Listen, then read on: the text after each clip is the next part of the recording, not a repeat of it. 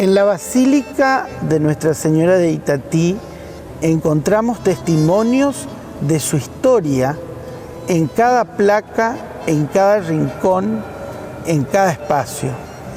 Por eso hoy compartimos este recorrido por la Basílica de Itatí con el padre Facundo Mela, quien es actualmente director del pequeño Cotolengo de Don Orione en Itatí, pero además un investigador de la historia de la orden, de la obra de Don Orione en Corrientes. Su obra y su investigación nos lleva a la figura del padre Benito Anzolín, quien fuera el promotor de la obra de esta construcción. El padre Benito Anzolín fue quien propuso a Monseñor Francisco Vicentín, entonces obispo de Corrientes, en 1936, la construcción de esta obra. A partir de ahí se inicia una larga historia hasta concretar la inauguración del templo el 16 de julio de 1950. Este templo inicia su obra con la construcción a partir de 1938 y la piedra fundamental es bendecida por Monseñor Francisco Vicentín el 16 de julio de aquel año. Quisiéramos conocer algo de ese primer momento germinal, de ese proyecto que parecía imposible en la década del 30 y que hoy disfrutamos en esta maravillosa iglesia. Sí. El anhelo de construir un templo más grande era un anhelo que ya tenía Monseñor Niela, primer obispo de Corrientes, y que él no lo pudo concretar porque detrás de lo que hoy es el museo, que era el templo antiguo, corría un río subterráneo. Entonces comenzó la construcción, encontraron ese río y fue un escollo que no pudieron saltar. Murió después Monseñor Niela, hubo cambio de sacerdotes y se dieron otra serie de problemas. Y cuando Monseñor Vicentín asume la diócesis, retoma la posta de Monseñor Niela. El tema que todavía no se sabía qué se iba a hacer. Entonces, el padre Benito Anzolín, sacerdote oriunita y rector, junto con el ingeniero Asano y el arquitecto Felipe Bergamini, hacen un proyecto que se lo presentan a Monseñor Vicentín. Que la tradición popular cuenta que cuando Vicentín lo vio, le dijo que era una locura, porque era un templo demasiado grande. Y que Anzolín le dijo, si usted me da la bendición, yo lo construyo.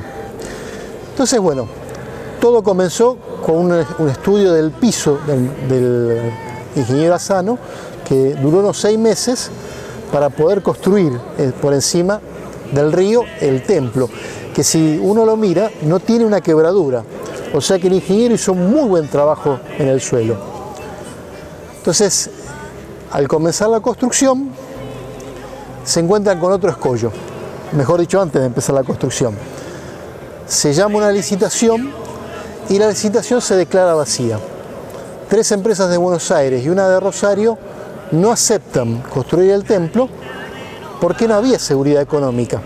El templo se iba construyendo a medida que se conseguían los fondos. Exactamente. Claro. Entonces ahí es donde hacen un trabajo mancomunado y esto para mí es muy interesante.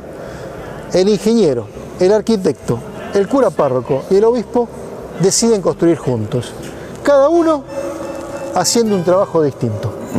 El obispo promocionando, juntando fondos, hablando del santuario, el arquitecto y el ingeniero con su expertise, y el cura párroco como administrador, llevando y propulsor de la obra. El templo que nosotros vemos, básicamente, se levantó en un año.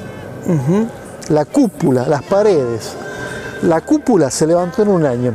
Yo a veces le digo a la gente, imagínense los peregrinos, que un año no vieron nada y al otro año vieron semejante edificio que rompía la silueta del pueblo. Exactamente.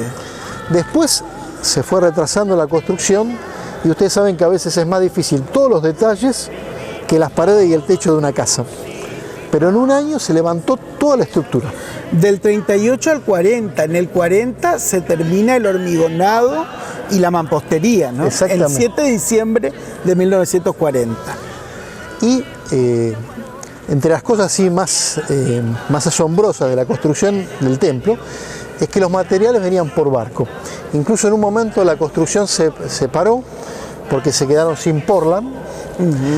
Y el otro es un hecho arquitectónico muy grande y de ingeniería, que es un aspecto que a veces uno no ve. Y el otro aspecto que también es interesantísimo es la colocación de la imagen de la Virgen arriba de la cúpula. Exacto. Que fue izada. Y fue izada. El padre Benito Anzolín tiene una idea, si uno mira la maqueta original, iba una cruz. Pero el padre Benito Anzolín tiene una idea, poner una imagen de la Virgen para que los peregrinos cuando llegaban y la gente del Paraguay que está enfrente vea la imagen de la Virgen. Entonces se manda a construir a Buenos Aires, la imagen tiene casi 8 metros y cuentan que cuando la traen, bueno, la gente queda asombrada, pero se pregunta cómo le iban a subir. Claro. Porque había que meterla por adentro. Claro. Y desde abajo veían el agujerito y les parecía que la Virgen no iba a pasar por ahí. Claro, claro.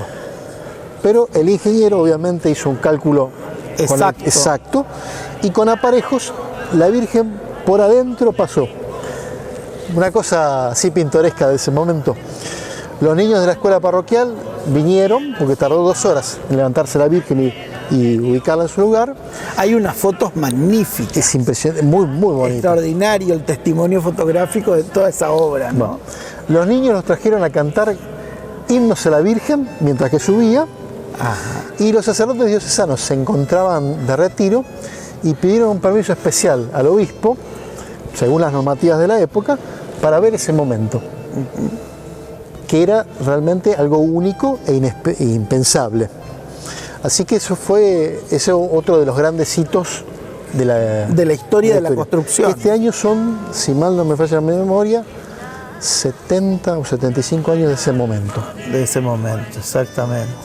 Estamos viviendo una fecha muy especial en este 16 de julio, este programa especial que nos introduce en la víspera solemne de Nuestra Señora, y caminando por la basílica veíamos el testimonio de las placas, las estelas que recuerdan toda esa historia maravillosa de la construcción que duró hasta 1950 y que después, ya elevada al rango de basílica menor en 1980 por el Papa Juan Pablo II, inicia esta historia moderna que podemos decir ya más contemporánea que nosotros conocemos. Pero esa vida del padre Benito Anzolín, que dejó su vida en esta construcción, murió muy joven y no llegó a ver finalizada la obra. No. Cuando uno lee la vida del padre Anzolín, realmente, por un lado, se queda asombrado de su capacidad para construir esto, pero a mí lo que más me asombra es su capacidad de trabajo en equipo. Digamos, en una época de estrellas, que a veces nos quedamos con las individualidades, Anzolín sabe trabajar con el equipo, con el ingeniero, con el arquitecto, con el obispo, y es un hombre multifacético, porque no solamente piensa en la construcción del templo, piensa en el hospital. Él compra el edificio del primer hospital de Itatí, que después lo organiza el doctor Vallao, porque obviamente es el médico. Lógico. Pero él es el que compra el primer templo y es parte de la primera comisión. Piensa también en las capillas del campo, en los peregrinos, y también piensa en la gente del Paraguay, porque del lado de enfrente no había cura. Entonces cada tanto cruzaba a celebrar la misa. Así que tiene un hombre realmente multifacético. Una tarea pastoral extraordinaria, ¿no? Uno se asombra de su capacidad pastoral. Digamos, no solamente, por eso al artículo le puse misionero, pastor y constructor. Así es. Digamos, y lo importante acá es decirle a la gente que el padre Anzolín no alcanzó a vivir 50 años. No, murió muy joven. Murió con 48 años. Y en ese tiempo hizo todo. Todo. En ese tiempo hizo todo. En casi 10 años que estuvo en Itatí, hizo todo eso.